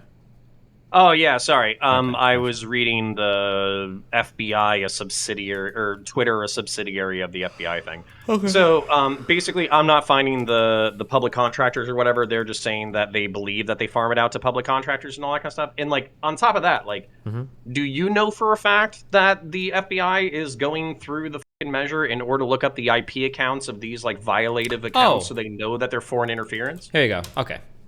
So this says, hi, I can at least share from the press side that CNN heard that they have nearly 250,000 accounts. A State Department spokesperson told CNN that the GEC provided Twitter with a small sample of the overall data set that included nearly 250,000 accounts, adding that it was not surprising that there are authentic accounts in any sample. Here's a roundup of coverage with some notable tweets thus far. I also expected a separate and or updated Bloomberg story and possibly a piece from the AP, who I spoke with earlier. Overall, pretty straightforward coverage.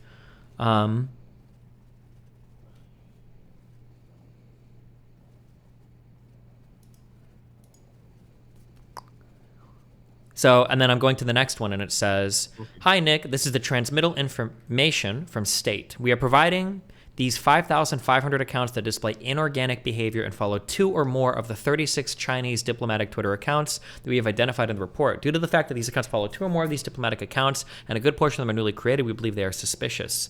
This is shared for your situational awareness, and no action is requested. Yeah, so it seems like my understanding is that all these accounts are being flagged were for... Well, go ahead. Okay, but can you come on, man? Can you just like concede the fucking like no action is requested at this time? Like, come on, man. Well, hold on, like, but we weren't even arguing over CYA fucking language right there. Well, first of all, no, because even when direct action was requested, they shut them down sometimes. But more specifically, it was about, were they just flagging random accounts that were violating TOS, or were they flagging accounts that they thought were foreign-owned bots? I thought it was the latter, and so you were saying that's foreign. Because earlier you were saying First Amendment stuff. What if the FBI was just saying, go ban these Groyper accounts? That was the example that you used. But it seems like that's not what they were concerned with. It was foreign-operated bot accounts. That's what I... Well, yeah. So the list that I just sent you or whatever is the FBI doing specific requests itself, and the two subjects that they noted were basically like civic misinformation and COVID misinformation. Can you wait? Can you link me that again, and I can look at it? Of course. Let me go back to my bookmarks. I think I linked it already, actually, but I'll send it again. But it should be Matt Taibbi, fucking FBI, whatever. I see thread Or one. Twitter, a subsidiary of the FBI. That should be the title at the top. Twitter, the FBI subsidiary. That one? That's just a link to the first tweet. Which one is it? Or what do you want me to go to? Let me scroll.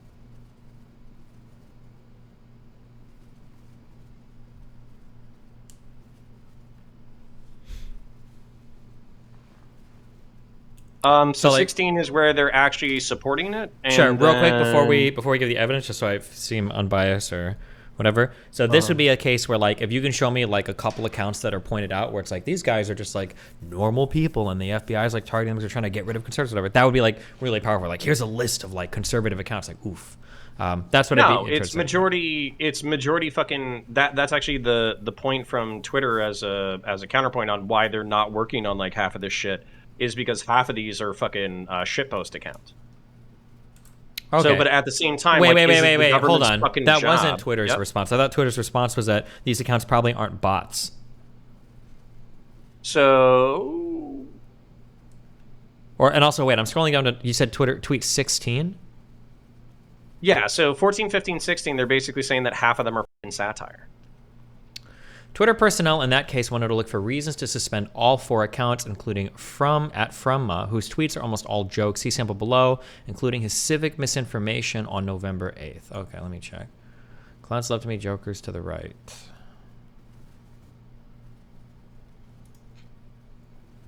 Thanks, Patrick. I've escalated to GET. Okay, I've reviewed this already from the TDS fragments into 3 that accounts for multi-account abuse and ban evasion violations. Rodrigo, could you please review FMA from possible civic misinformation or direct to the appropriate part of GET for the reviews? Thanks, Patrick. I want to remind Republicans to vote tomorrow, Wednesday, November 9th. You get it? Rose Because container. it's the day after the election, so they'll miss the election. Gotcha. Now that's interesting because this is an account that's probably a left-leaning account then, huh? Sure. So this is the FBI trying to shut down misinformation coming from the left that would hurt Republicans, just as a note, but... Yeah, well, what part of my manifesto was the fact that I'm pretty sure fucking leftists get clapped up all the fucking time. Sure, I don't know, just something. But okay, so boom, boom, boom. Tweets almost all jokes. Just to show the FBI can be hyper-intrusive in both directions, they also asked Twitter to review a blue-leaning account for a different joke, except here it was even more obvious that Claire Foster, PhD, who kids a lot, was kidding. Hello, Twitter contacts. FBI San Francisco is notifying you of the below account activities which may potentially constitute violations of Twitter terms of service for any action or inaction deemed appropriate within Twitter policy. Thank you, Catherine. Twitter post by user @ByramWade, display name UltraMAGA, stating the following. Americans vote today. Democrats, you vote Wednesday 9th. The tweet was posted on the 8th of November 2022. Twitter account @Claire Foster, PhD, claimed in her post that she is a ballot counter in her state, and an additional post states, for every negative comment on this post, I'm adding another vote for the Democrats, and if you're not wearing a mask, I'm counting your vote. I'm a ballot counter, okay, and then, yeah, I gotcha, I see this, all right. Claire Foster, PhD, anyone who just, oh, this is just the person, nobody at Twitter.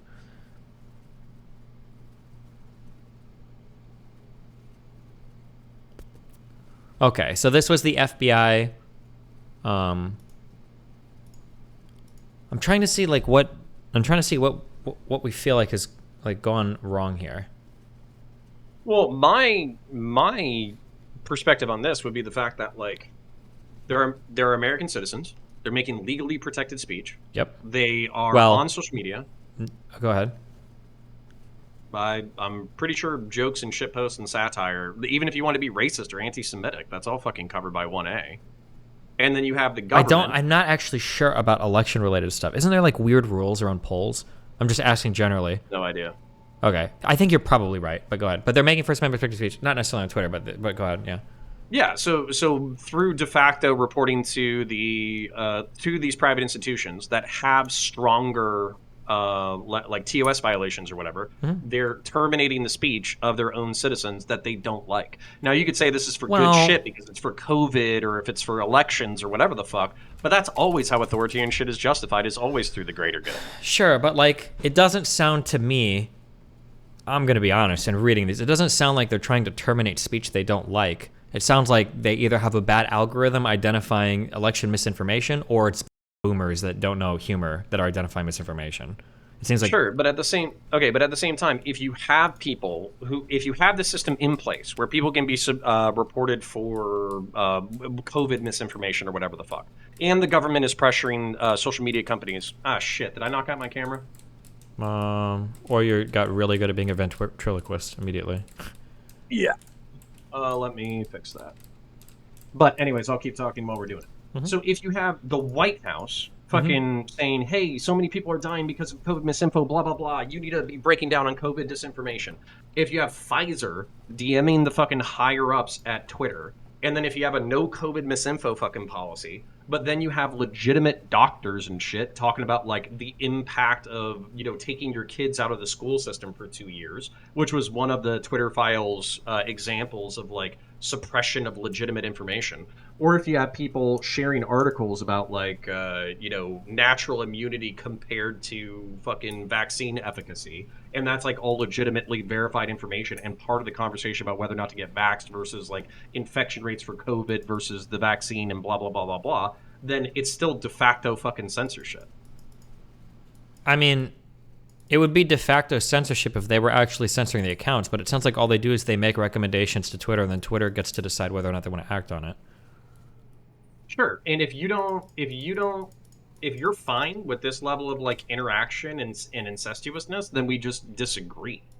Like, it's fine, but we disagree. I don't think the fucking person determining how stories come out on fucking Twitter, I don't think one of them should be the former general counsel of the FBI who fucking investigated the one of the candidates' rivals. Like, I don't think that should be one of them. Okay. Yeah, I guess I haven't seen anything necessarily improper. I don't think some level of communication between the intelligence communities and these private social media companies is wrong. But I guess if any evidence ever comes out that shows that they're acting in a way that's improper, I would be super interested in seeing that. Just haven't seen it yet. Okay. Then I think we're only down to like 1 or 2 bullet points. I'm still fucking with my camera, so let me just bring up another bullet point while I fuck with my shit.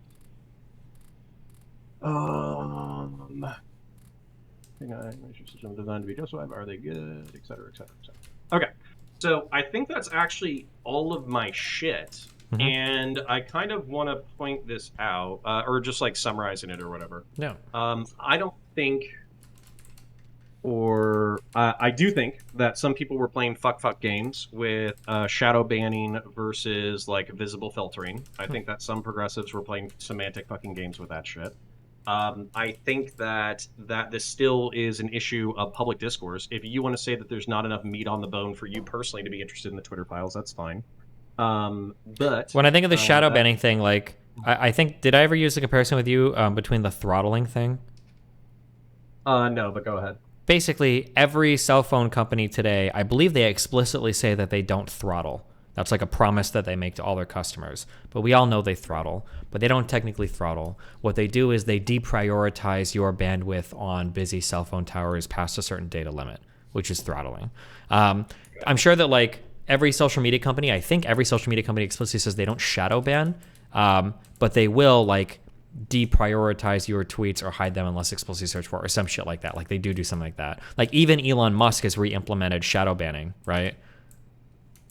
Yeah. Oh, well, and that's actually part of the thing. So, but he doesn't call it shadow banning. He calls it like that they deboost tweets or something. Like is what he says now. But it's like, fuck it. You got to deal with my Discord logo for now. Okay. So yeah. So no, that's part of the thing. Is this is part of the complaint is that it's all up to the fickle choices of the people who run social media companies.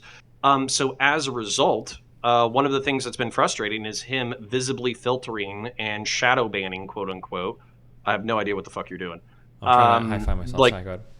Ukrainian pro-war accounts. So this is going to have an effect on propaganda. This is going to have effect on fundraising. This is going to have effect on people on money on the, people on the ground. So that's kind of like the point is that who controls social media companies, what they allow in their speech, who they suppress, and all that kind of stuff is super fucking important. So even if you don't think there's enough meat on the bone in the Twitter files themselves, the general conversation is at least fucking huge. Yeah. Okay. True. All right. Okay. Then I just want to point out that I basically had my dick kicked in for the better part of 2 weeks over, similar fucking arguments or whatever. But, I'm happy to get jumped into, the fucking, like, the true streamer fucking world where, you just get your dick kicked in for fucking 2 weeks. Base. Good time. All right. Well, Yeah. hey, I love you. Be careful, buddy. All right. Well, hey, can I give you one more thing before we dip? Yeah, go for it. All right. So I would just rather, I might make content out of it eventually. Hang on, can I jump in here? Oh, shit. Yeah, sure. Go ahead. Oh, I just want to make it clear that the dick kicking in, I think, was over the central claim that the FBI was doing this with the intent of getting Donald Trump defeated in the election because they didn't like their boss. That I think is what we took issue with. Have you watched my delegations video? No, I haven't. No. Okay. I would appreciate it if you did it because while still circumstantial, I think I corroborate my perspective on that. Okay, but it seems like the conversation we're having now is that we should be alarmed that the FBI is taking steps to chill the speech of potentially American people over things that are not specifically illegal, and that we should be concerned about that, which I think is pretty reasonable. But just to be clear, it seems like the dog pile was moreover that you think the FBI was doing this with the specific intention of helping Biden win the election because they did not personally like Donald Trump or he made their jobs difficult or something. Just so yeah, that's it understood. actually, sure, and basically, I still think I have logical building blocks for that perspective. What I would say since then is I've had people present to me like a logical interpretation. So, for instance, that story about the FBI saying that the reason why they didn't want to interfere, or the reason why they didn't pursue the Hunter Biden story as aggressively as they normally would, is because they didn't want to have the perception of bias that might fuck over a Democrat again, which they were absolutely fucking steamrolled on in 2016 when they announced that they were reopening the investigation for Hillary Clinton's server. So that's a non-biased motivation that I would accept as entirely possible or plausible, where they don't, dislike Trump or hate Biden. They just don't want to they don't want to get dick kicked. I think that's perfectly rational. Also, the Aspen Institute and other social media companies picking Hunter Biden as the war game. At first, that seems incredibly nefarious that you're literally war gaming the exact fucking story that comes out 2 months beforehand. But with the Burisma hack in January, that actually becomes infinitely more fucking plausible that you would just infer that logically. Infer which thing logically? Infer that the story was going to be about Hunter Biden. Oh yeah, sure, okay. So even if you were like completely unaware of the laptop's existence, which seems nefarious, I would say phishing. You could still get to Also, you could still get to Hunter Biden. This is interesting. Somebody just linked me this. Okay, this is why I sometimes it sounds like I'm just being contrarian, but I hear things sometimes. I think it actually is a federal crime to give false information about election stuff. Like if I say, "Hey, conservatives, remember to vote on the 11th. That's when we vote." I think that actually is a federal crime. Now, I don't know how that works with like satire or whatever. But this says, bad actors use various methods to spread disinformation about voting, such as social media platforms, texting, or peer-to-peer messaging applications or smartphones. They may provide misleading information about the time, manner, or place of voting. This can include inaccurate election dates or false claims about voting qualifications or methods, such as false information suggesting that one may vote by text, which is not allowed in any jurisdiction. Isn't that what Jacob Wall fucking ended up getting charges for? And who's the other guy? Jack, what's his name? I don't remember, but it sounds like if the FBI is flagging this for Twitter, they weren't just flagging it because they didn't like the jokes or it was politically unpopular. It's because technically it is a federal crime, I think. Okay, the robocalls in Michigan with the fake election info or whatever. Mm-hmm. Not Jack Posobiec. Okay, but then my constitutionalist brain would say, hey, don't fucking ban these people's accounts or whatever, which I would say is a de facto violation of their First Amendment rights. I would say fucking charge them. Well, what? If the speech is illegal, you're gonna remove the speech. That's not a violation of First Amendment rights. Like, for instance, somebody posts child porn, you can both charge them for posting child porn and remove the offending child porn, right? I think. Interesting. Okay. All right. Actually, I'll take that into consideration. Sure. What else? Where else were we? Yeah. So I just want to say, this is I hate more... that fucking guy. Sorry, go ahead. No, this is more on the drama side of things or whatever. Mm-hmm. So basically what I would say is, I think I want to explain something for why people might be boys with you one day and then just fucking stab you in the back the next.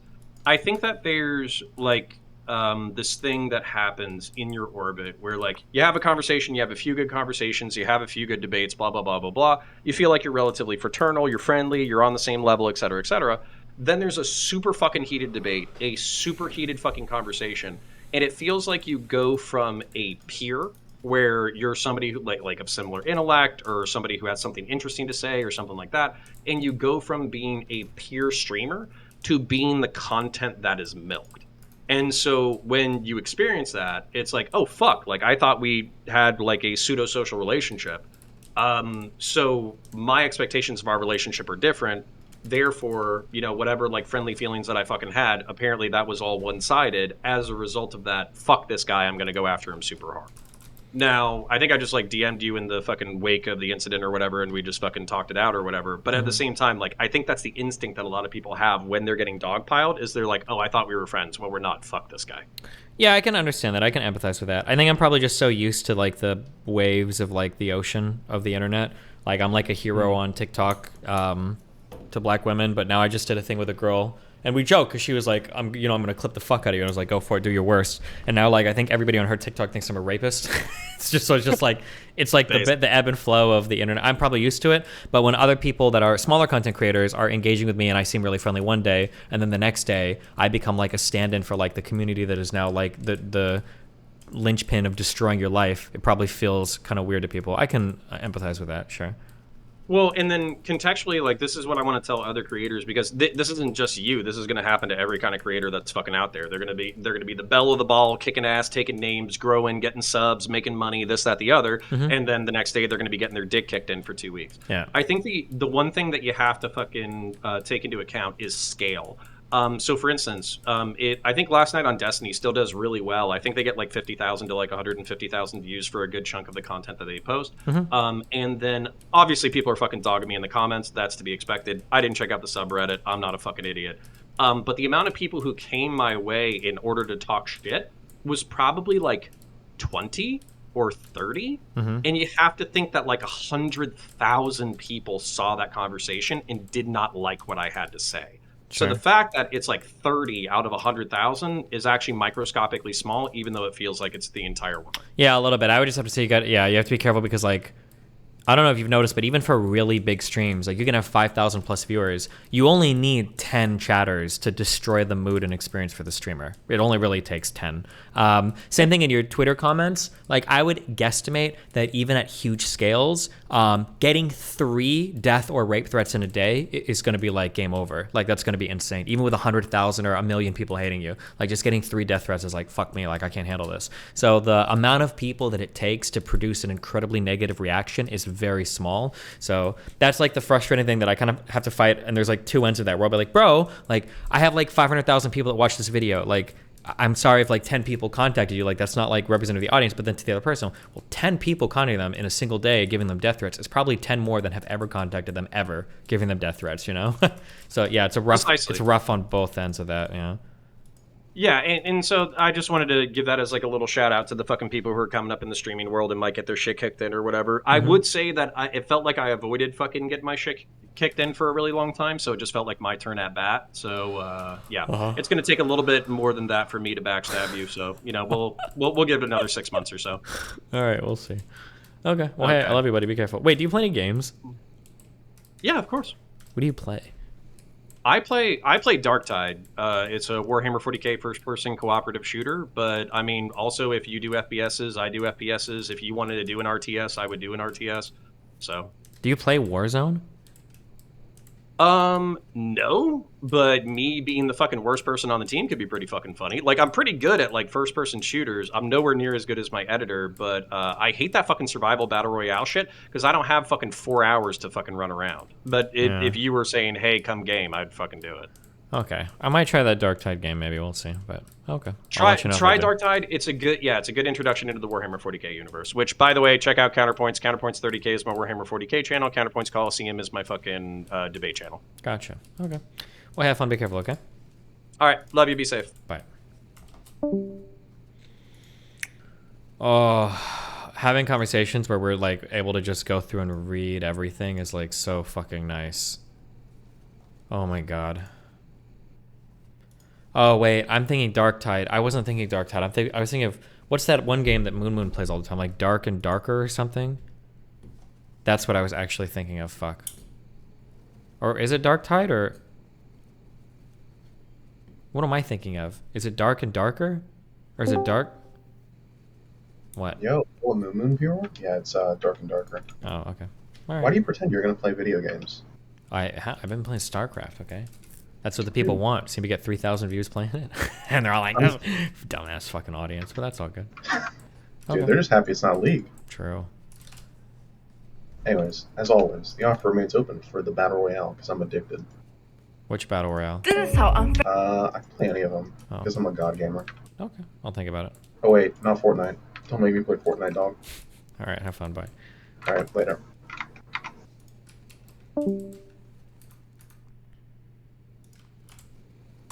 Fairly, the league.